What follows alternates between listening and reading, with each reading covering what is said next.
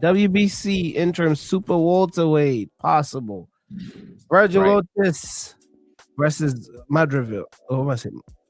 Madrimov. Madrimov, Madrimov. and that's my typo there. Trying to hurry up and put it in during the show. Uh, So with that, Vergil.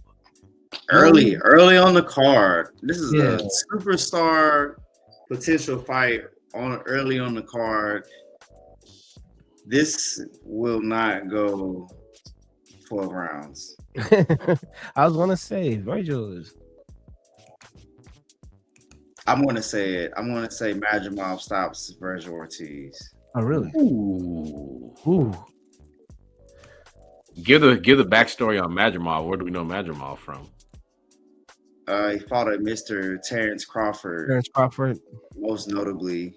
Fought admirably, was ultimately outclassed by Terrence Crawford, but we did see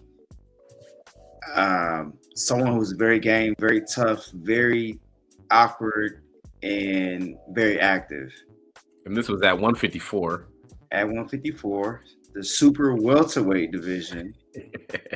And this is the same weight class, and I do believe, Ortiz is. I feel like we're getting a version of him that may not be where we thought it would have been as of like a few years ago. He had issues getting into the ring at welterweight. Was it sickness or different things like that, getting matches made? So you're seeing Madrimov coming off a close defeat and getting another opportunity to show us his skills on a major card. And I'm just seeing the Madrimov coming out on top, just facing more recent elite competition. Well, if you look at Madrimov record, Terrence Crawford is the most significant. Of course, that's a big name, but Vergil got some names in there. He got the Bohachuk. He has. I would go by. Did you have winning against Bohachuk? No, he didn't fight too well to me. Yeah, that's what I'm saying. It was I think a split decision. But yeah, I agree with you. Vergil Ortiz 5 years ago was like my prospect. If LT remembers when we started the show, we talked about Vergil. That was one of the guys that we talked about a lot. As fights, he's still undefeated. As fights lead on, I've seen aspects of his fighting that I'm like, oh, okay, that's interesting.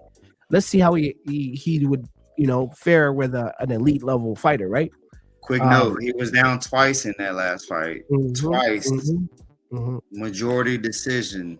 Scorecards read 113, 113, 114, 112, 114, 112. Here's another note. Another note is that the original opponent for Ortiz was supposed to be one Jerron Bootsinis. And they said that Turkey said that Boots had agreed to the terms. And then so, he backed out. And so Boots is now set to face Stan Jonas on April 25th. So. Anybody trying to see that? Anybody trying to see that? We love it though. Yeah, I don't know, man. I'm giving you some things that you see another fighter from that part of the world. Styles similar. I don't know if Bohachuk was a Ukrainian, but we always know they have vast amateur backgrounds, awkward punching, high IQ, extremely tough. Being tough. We saw Vergil Ortiz struggle with Bohachuk. Many thought that, myself included, that he lost that fight. So I don't think picking Madrimov in this fight is anything of a stretch. I may be there with you, man. I think Madrimov is gonna win. I would also be surprised if Vergil lives up to what's been anticipated to be his fate as one of the bright spots in that division. So we'll see.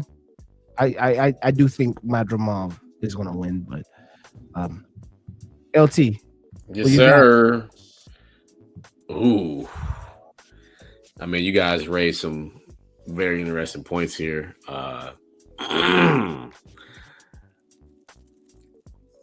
Recency bias, I have to agree on recency bias here.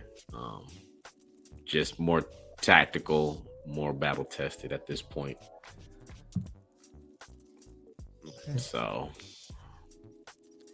well, but it goes to mention that the winner would be in line to fight Fundora. Man, I can see both of these guys defeating a Fundora at the super welterweight division. Super welter. And Ortiz is anybody in the head. And Ortiz is already the interim, so yeah. When you're too tall, you just can't, Yeah, it was a gift. It was a gift. It was a gift. Great fights this week. Let's make sure we are in front of our respective televisions, iPhones, iPads, whatever we got to do. Make sure we're checking this card out Saturday afternoon.